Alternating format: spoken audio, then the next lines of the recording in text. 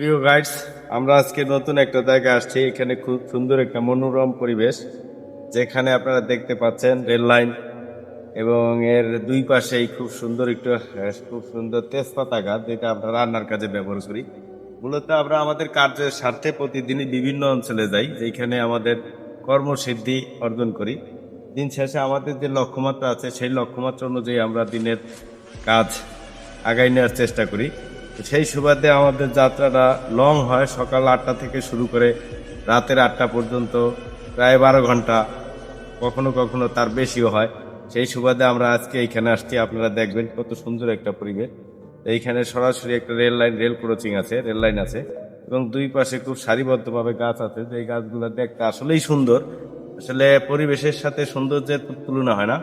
এখানে পরিবেশ সৌন্দর্যের একমাত্র চাবিকাঠি হচ্ছে গাছ, এবং গাছ থেকে আমরা অক্সিজেন গ্রহণ করি। সেইখানে আমাদের জীবন রক্ষার্থেও গাছের প্রয়োজনীয়তা অনেক বেশি। সেই সুবাদে এত সুন্দর একটা প্লেস দেখে মনে হইলো যে আপনাদের সঙ্গে কিছু কথা বলি।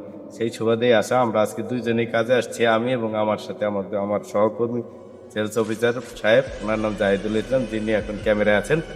তো আশা করি আমরা আজকের দিনে যে লক্ষ্যমাত্রা নিয়ে বেরোইছি, সেই লক্ষ্যমাত্রা পূরণ করে দুইজনের ঘরে ব্যাক করব। আমাদের জন্য দোয়া করবেন। ধন্যবাদ সবাইকে।